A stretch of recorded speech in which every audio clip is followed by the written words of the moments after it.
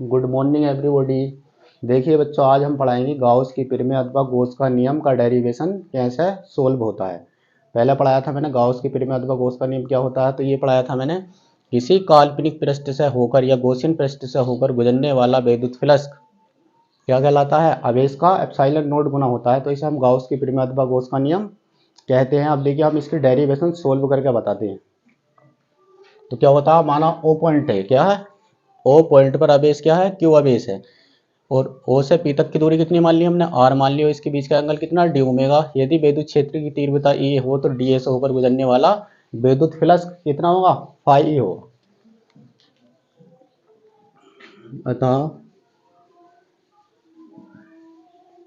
ओ बिंदु पर धन क्यू आवेश है,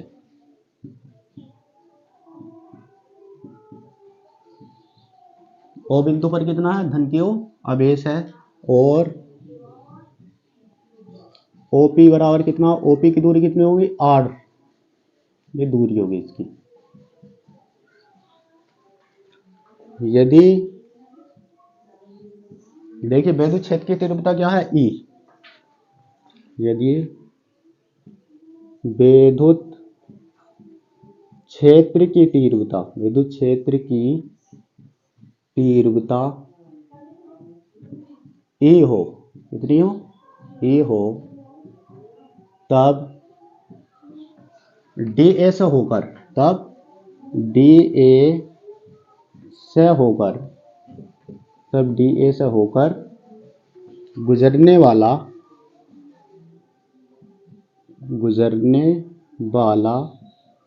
विद्युत फ्लक्स, ये निकालना, तब डी ए से होकर गुजरने वाला विद्युत फ्लक्स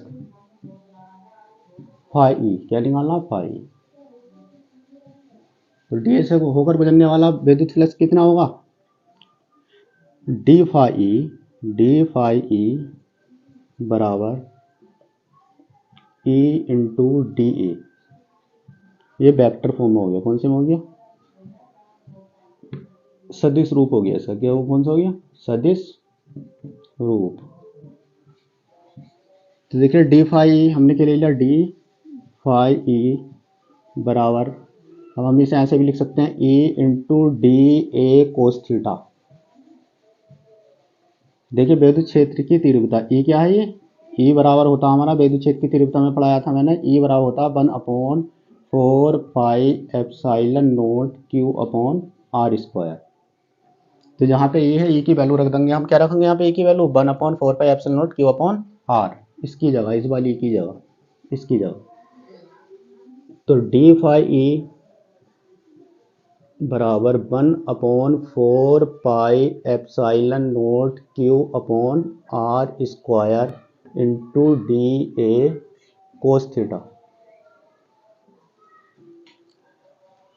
दोनों पक्षों का समाकलन करने पर, दोनों पक्षों का समाकलन करने पर दोनों पक्षों का क्या करते हैं हमने, इसमें समाकलन। देखिए समाकलन का चिन्ह लगाया हमने, क्या लिख दिया, डी फाई ई, क्या लिख दिया, डी फाई ई। फिर समाकलन का चिन्ह लगाया, 1/4 pi epsilon naught Q upon are square into D A cos theta.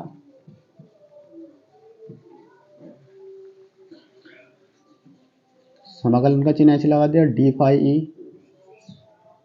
देखिए 1/4 पाई एप्सिलॉन नॉट क्यू हमने क्या ले लिया, समाकलन के चिन्ह से बाहर, आ गया D A cos theta upon are square. तो देखिए D A cos theta upon are square की वैल्यू होती है, इसकी वैल्यू जो होती है इसकी, ये होती है 4 पाई के बराबर। किसके बराबर होती है, 4, मतलब डी ओमेगा की, किसके।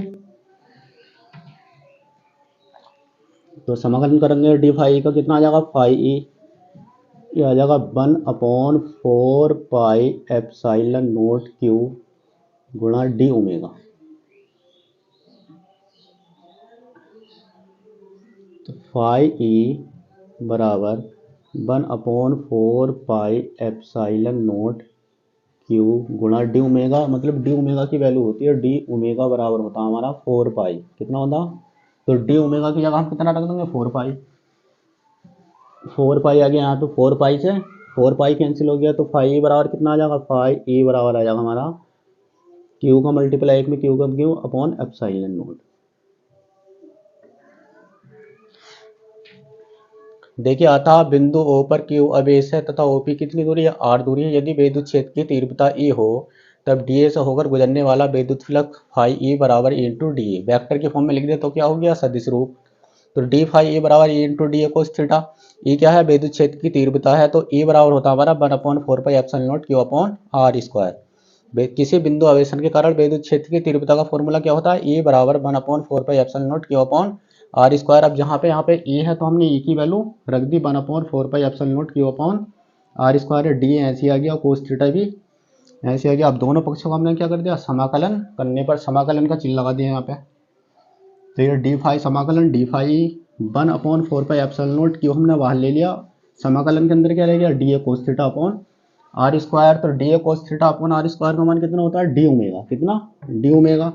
तो इसकी जगह हमारा समाकलन करके क्या गया, डी ओमेगा, और डी ओमेगा की वैल्यू होती है कितनी, 4 पाई। तो यहाँ पे हमने क्या रख दिया 4 पाई, 4 पाई से 4 पाई कैंसिल, तो क्यू के मल्टीप्लाई होने पड़ेंगे क्यू का क्यू अपॉन एप्सिलॉन नॉट। तो फाई ई बराबर कितना गया, क्यू अपॉन एप्सिलॉन नॉट। इसे कहते हैं हम गॉस के प्रमेय अथवा गॉस के नियम की उत्पत्ति या इसका डेरिवेशन।